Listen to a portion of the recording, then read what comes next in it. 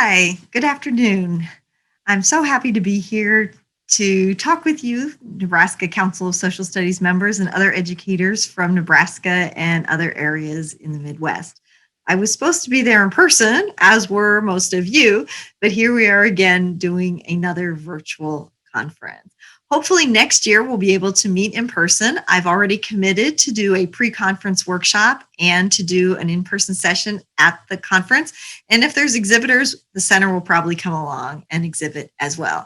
So my name is Dr. Elizabeth Osborne, and I'm the Education Director at the Indiana University Center on Representative Government. We're located on the IU campus down in Bloomington, Indiana. Well, I should say theoretically, we're located on the Bloomington campus down in Indiana. We haven't been back to the office yet. We're hoping we're going to get back sometime in August. You can see from the background, I did actually come to the office to try to record this so you'd have a better backdrop than my cat walking across my computer, which is the usual. The center's mission is to develop civic programming, curriculum, activities to help develop informed and engaged citizens. And my job as the education director is to focus primarily on K through 12 education.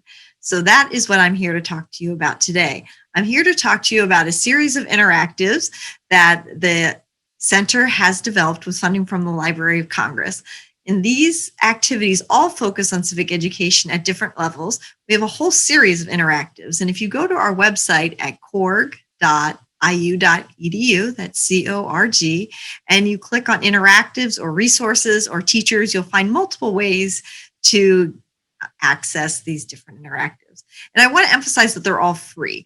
They're either developed with funding from outside foundations like the Anderson Foundation, the Hewlett Foundation, or the Library of Congress. Today, I'm going to focus on Engaging Congress, which was funded primarily by the Library of Congress and by Indiana University. And so, as you can imagine, it is primary source based, but it is in an interactive electronic format. So you and your students can access it either on the web or you can access it through an app on their phones. A lot of teachers have used that as kind of a reward system that the students can use it on their phones if they've completed the required coursework. It's also useful for those of you who have issues with students and devices and internet and data, is that once the app is downloaded, everything there is self-contained.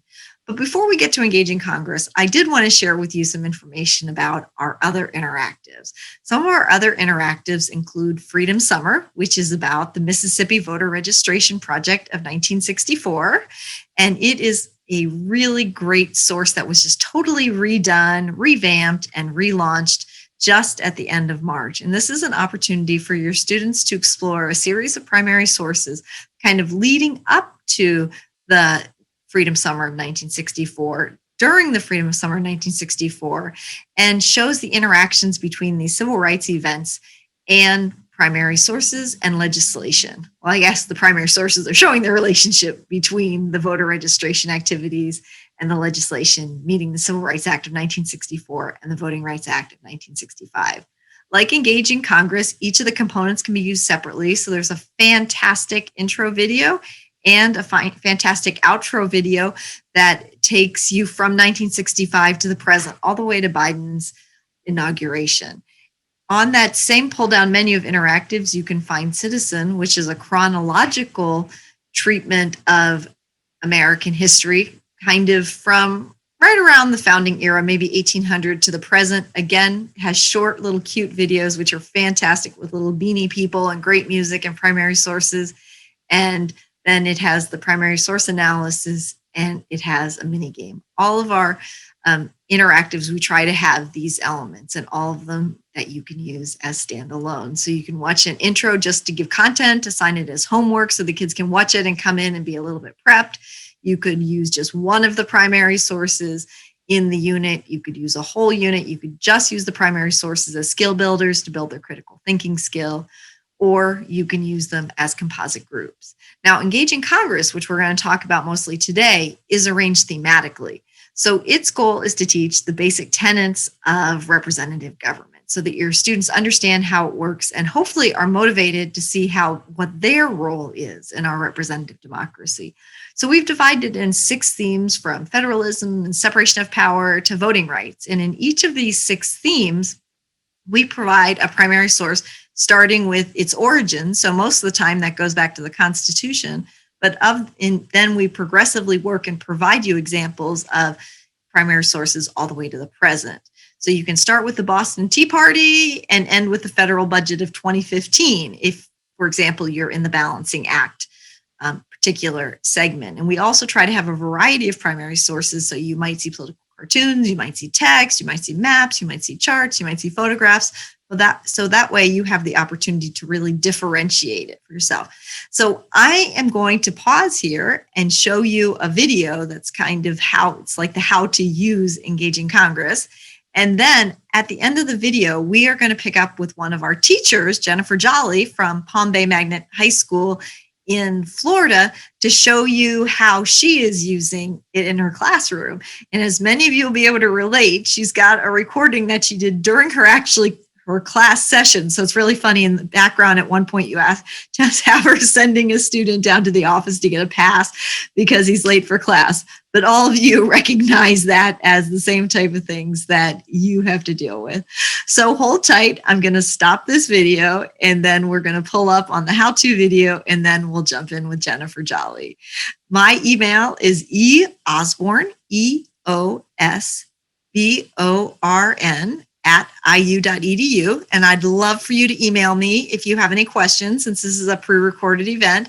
And I'll also throw out there that one of the things that our projects this summer is to correlate Engaging Congress with all the varying state standards. So what you would essentially do is take the list of the primary sources that we have, and you would find which strands or standards they correlate to with your 5th grade U.S. history class, 7th, 8th grade U.S. history class, high school U.S. history class, government and civics, current events, and you would kind of create a sort of Excel spreadsheet, and we would then add Nebraska to our site that we hope to launch at the end of June that has a drop down with states. And so a teacher could just go and click on the state standards, choose Nebraska, pull down and say, oh, I'm teaching U.S. history and I need the Revolutionary War, pick that standard, pull down, and there'd be the primary sources and where to find them in Engaging Congress.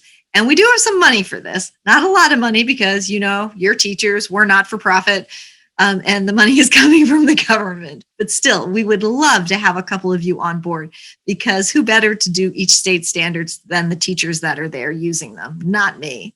So, okay, hang on. I'm going to pause the Zoom and we'll pick up on the other side. The ability to effectively employ distance learning tools has never been more critical than now. And that's where we come in.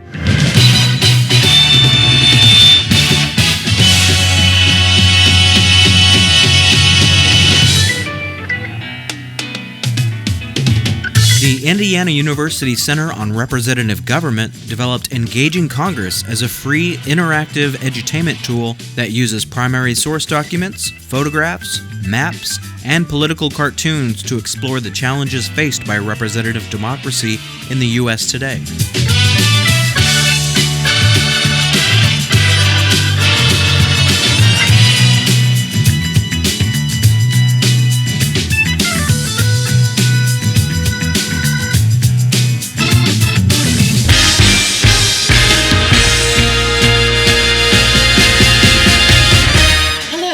Jennifer Jolly, and I am a government teacher at Palm Bay Magnet High School in Melbourne, Florida. I enthusiastically recommend Engaging Congress for your students to learn about history, government, and economics through the lens of analyzing primary sources. These primary resources are rich and are really thought-provoking. The kids really like the game aspect of it because it provides an opportunity for them to learn about the stories behind voting rights, federalism in modern times, and even gerrymandering. I should also mention that last spring, when we were all in quarantine and my students were able to work remotely, we were able to use Engaging Congress as a platform of learning.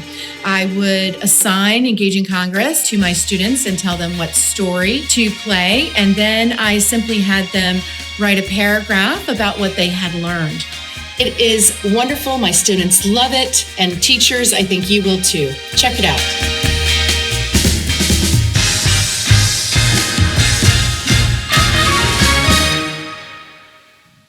Hello, my name is Jennifer Jolly, and I teach at Palm Bay Magnet High School in Melbourne, Florida. I teach U.S. Government and AP Government and AP Comparative Government. I'm happy you're with us today, and today I'm going to walk you through how I use Engaging Congress in my classroom. All right, so now I'm going to have you guys look at the middle of the screen with me. Now, notice it says, where can I find Engaging Congress? Everybody see this part? Yes? All right. Now I need for you to notice that there's a couple of different choices. I want you to select the one that says WebGL Play on the Web.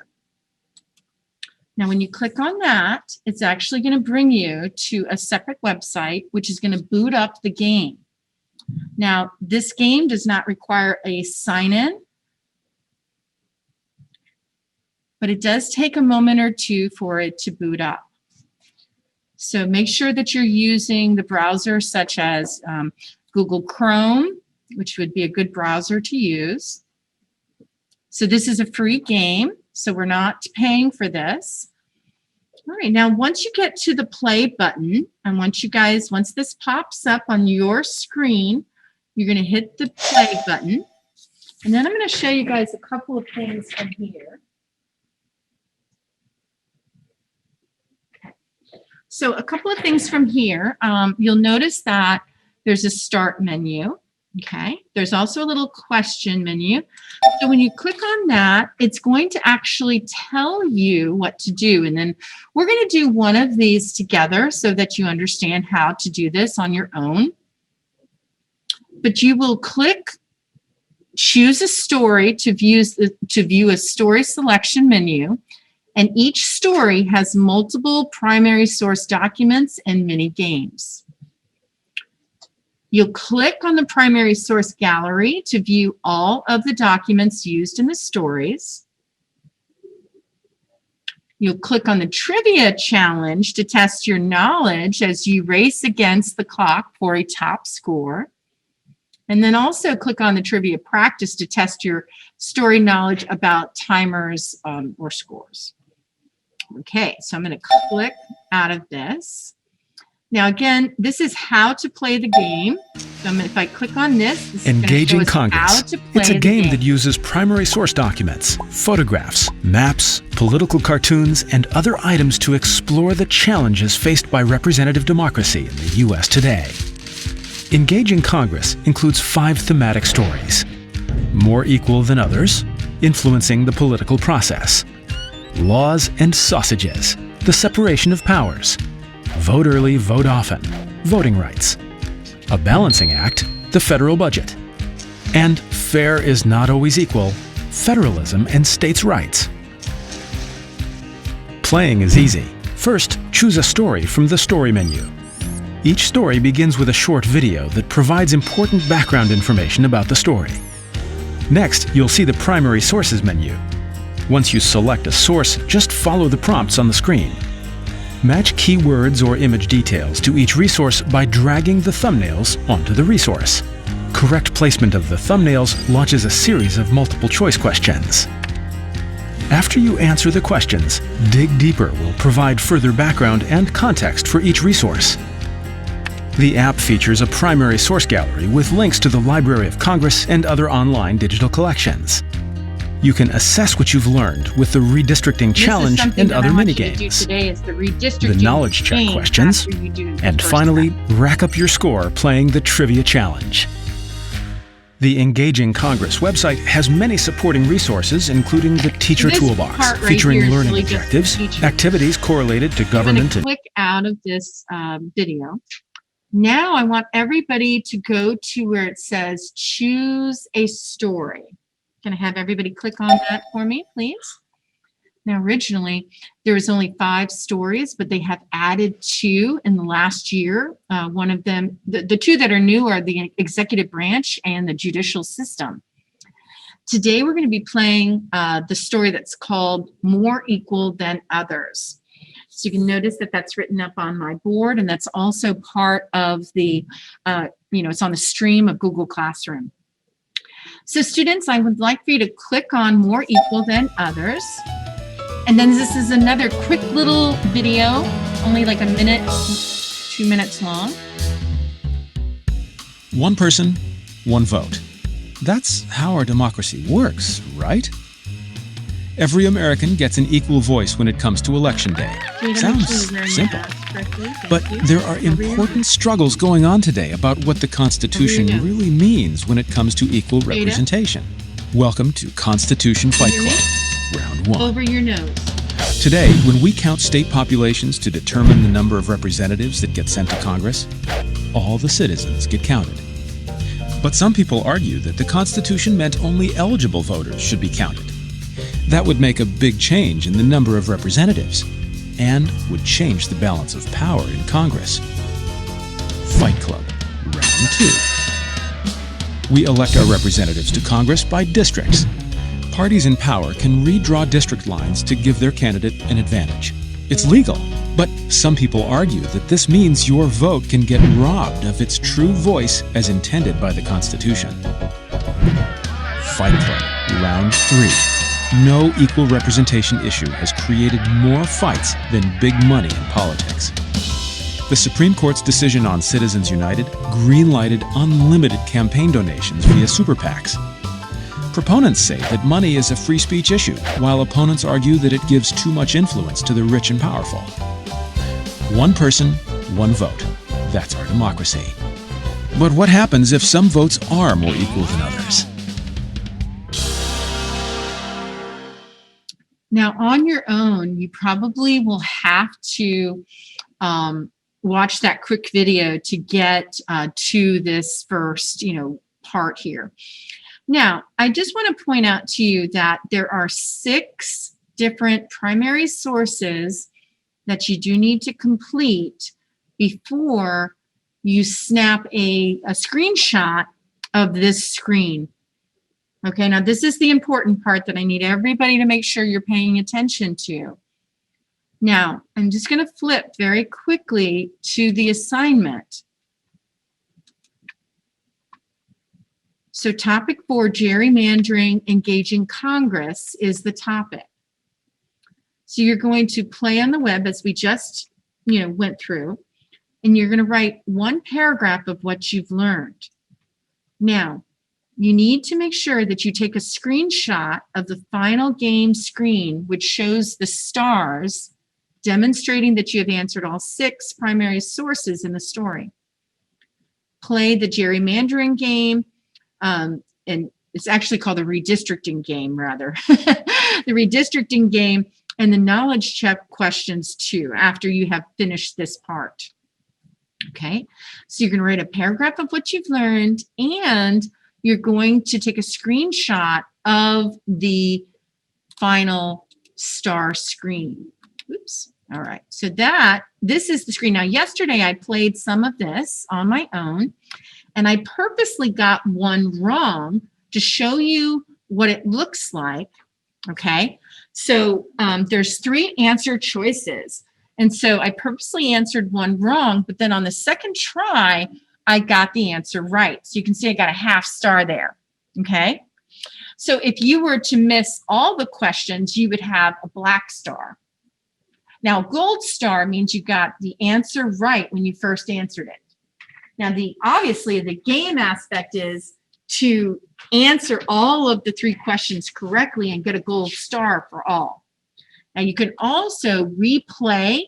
So after you go through and you're like, ooh, I didn't get that right, you can go back and replay and then earn more stars, okay?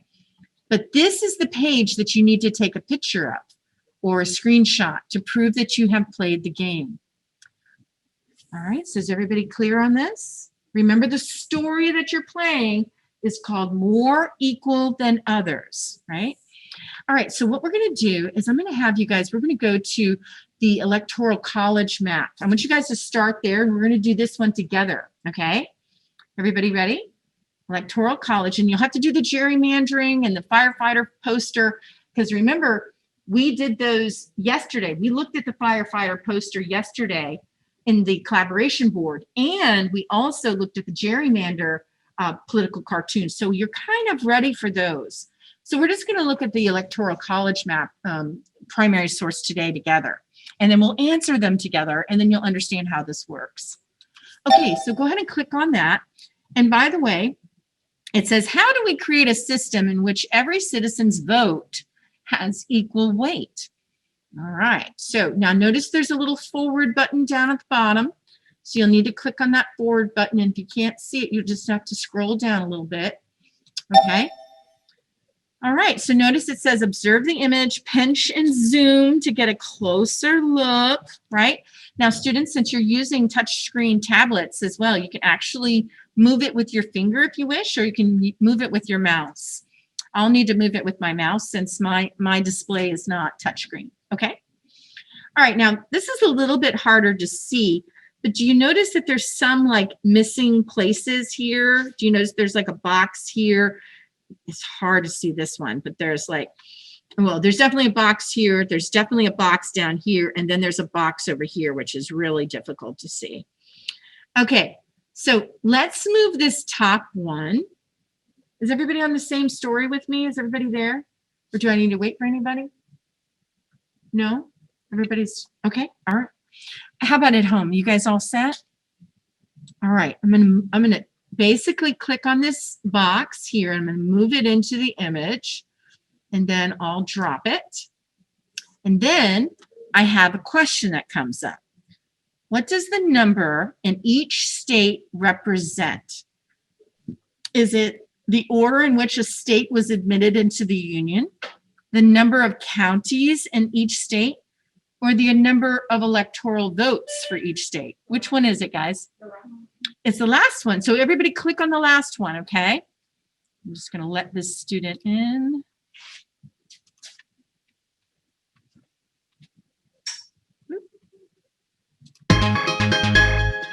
So when you get it correct, it's going to tell you, yay, you got it correct.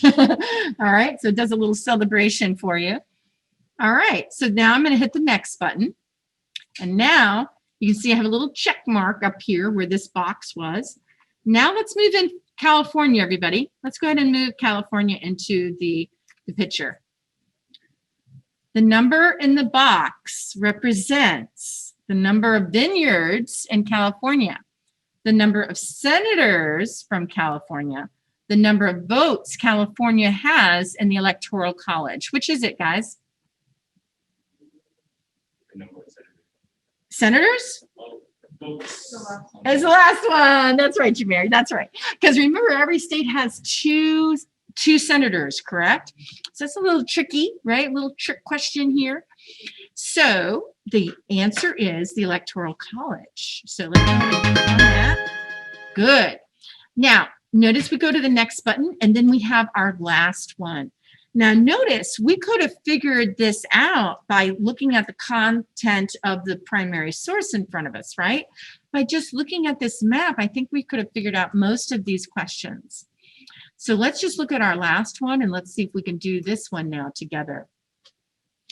The number 3 in this box represents, is it the number of representatives and senators Alaska has in Congress? Is it the number of U.S. presidents from the state of Alaska? Is it the number of representatives Alaska has in Congress? It's the first one, yes. Because what's the minimum number of every House of Representative? 1. Good job, good job. And remember when we looked at the apportionment map, there were some states with only 1, right? They only had 1 House of Representative, but remember, all states have 2 senators. So click on that, yay, excellent. And so we can also read this little note here that says, this is the same number as their votes in the Electoral College. 3 is the minimum electoral votes per state. Okay, so every state must have at least 3 electoral votes.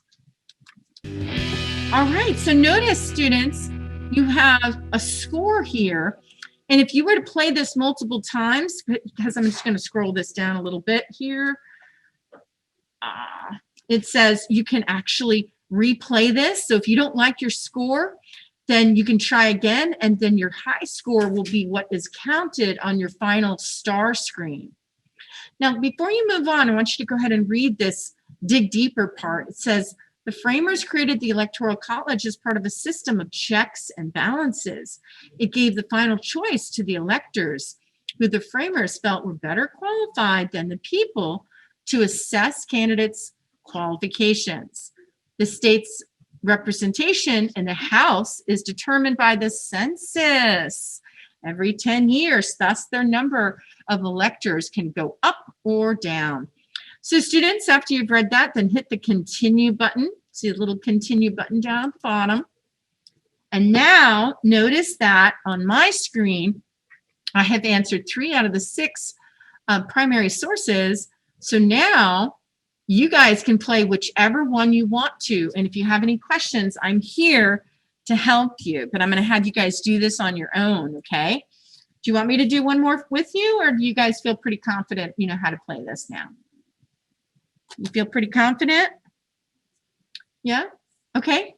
Now, it will remember where you guys are. So when you use the same computer, it should remember where you are tomorrow. So if we don't have a chance to finish this today, it should remember tomorrow. We'll play this again tomorrow to finish it up.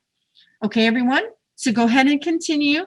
And you can choose whichever one you want: gerrymander, firefighter poster, Electoral College resolution, Granny Hannock, or the Citizens United resolution. So go ahead and start.